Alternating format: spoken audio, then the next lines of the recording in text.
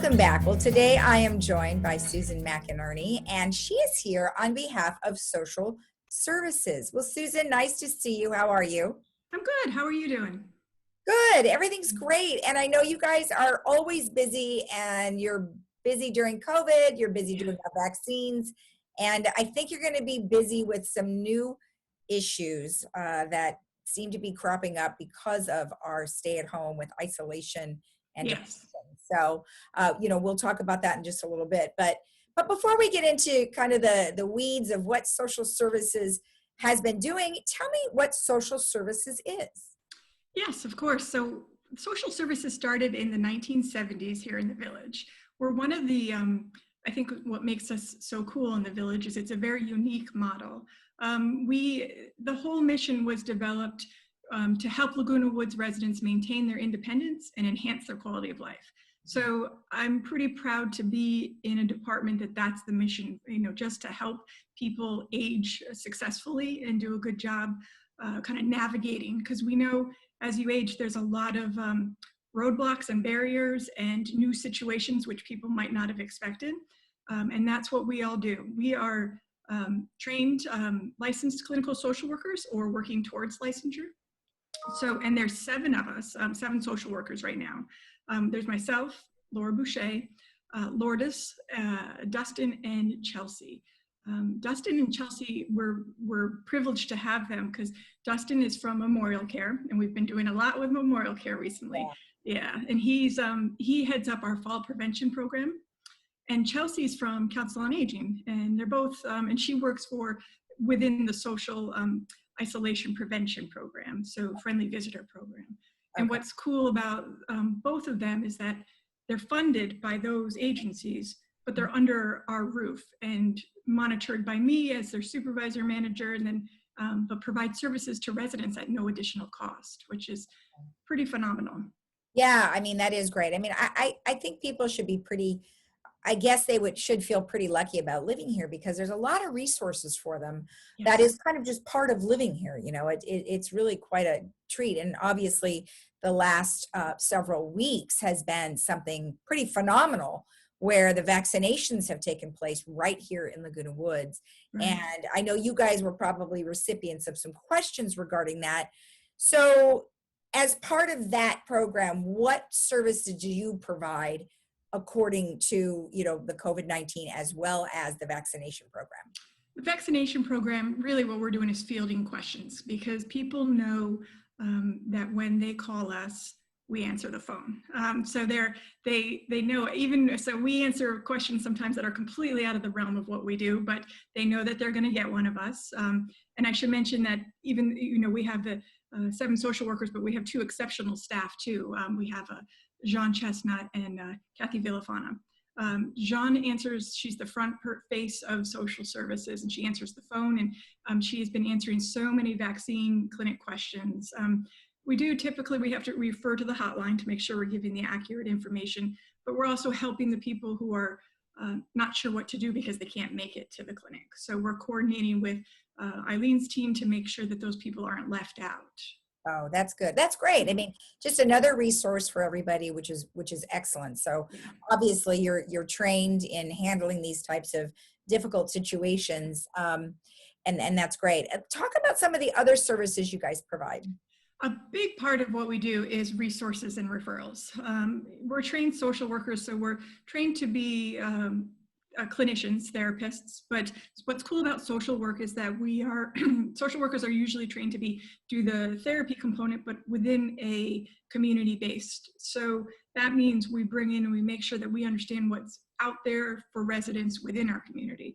We provide the resources that they need, whether it's something for fall prevention, whether it's something for meals, providing meals, medical aids.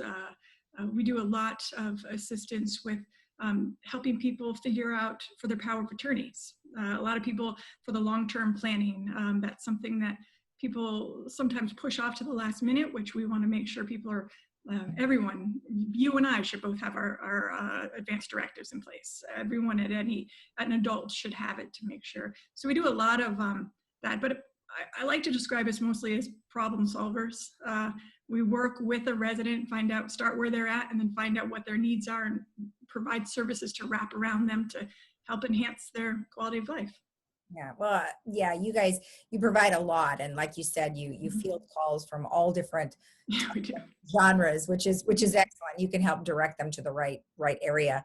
How do people get connected with you guys? The best way to reach us and to get in contact with our main number through social services. And then if you are already assigned to a social worker, you'll be routed to the correct social worker. Okay.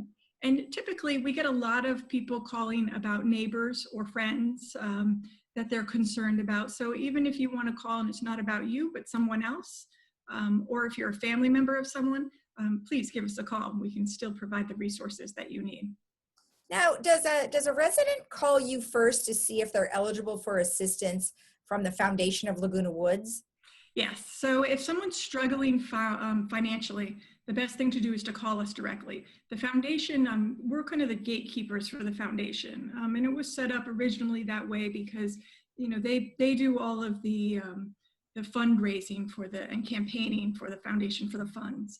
And then when people actually need to tap into those services, they contact us.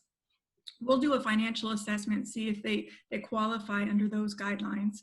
And then what we do is we write up kind of a little synopsis of what the situation is. We remove the name, we remove any identifying markers, and then we present it to the foundation.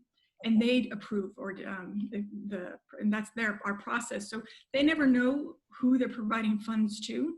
Okay. But we are that. The confidentiality is very important to us, and we present it to them. Oh, okay, good. So they would just contact you guys directly. So that's perfect. Now, one thing that I mentioned earlier in our conversation was, what the fallout potentially will be for COVID-19 and our isolation, our stay-at-home orders. I mean, many people are alone and they can't reach out. Maybe they don't have a computer for Zoom or whatever. So maybe it's just a phone call. And I know that many departments here in the village, from either the senior center or you guys, I mean, there's a lot of people who just feel for everybody and are making phone calls, but that sometimes just isn't enough. Right. So is this what you're projecting possibly could be the fallout, would be depression and isolation feelings? Yeah, I've been doing a lot of talking about this recently because I'm noticing that we're coming near an end. It feels like we're coming near an end, doesn't it? That things are shifting, things are going to change. And what I'm finding is that we know, most that if you are in a stressful situation for an extended period of time, your body in that kind of stressful mode takes a while to relax and takes a while to almost unprogram what it was programmed to do. It's not going to happen overnight. If we tell everyone, okay, you're go on out, you're safe, it's not going to happen that quickly. You're going to have to kind of unlearn and kind of deal with that anxiety that was in place. Let's face it, we've all been told for over a year, be careful, this is dangerous. Stay inside, don't go out. That's very stressful. And stress is a really sneaky thing. It comes into your body and it's hard for it to unravel and leave. So I'm hoping a lot of people will, if they realize that they're still feeling the residual effects of that, to give us a call. There are lots of techniques and things to do to help kind of reprogram, relearn, and deal with that. I imagine not just residents, but people through the whole entire world essentially are going to have some effects of kind of the post-traumatic stress of it, if not, just the residual side effects of it all. It's been a scary year. It has been, and especially for our residents because they were the highest risk. And exactly. We go on TV every day and we say, oh my gosh, be careful. And you're right. You're absolutely right. So hopefully you won't have too much overwhelming phone calls regarding that, but nonetheless, at least you are there to help them when they do need it. So I appreciate the information. So thank you. It was nice to see you again. It's good to see you. And I do hope people reach out and don't feel that they have to wait until they feel that it's an emergency. Even if you have a little inkling of a feeling that you could use a little extra support. We love what we do and we love our residents and we're happy to help. So just give us a call and we're here for you. Oh, that's very sweet. All right, Susan, thank you again. Thank you. All right. And we'll be right back after this.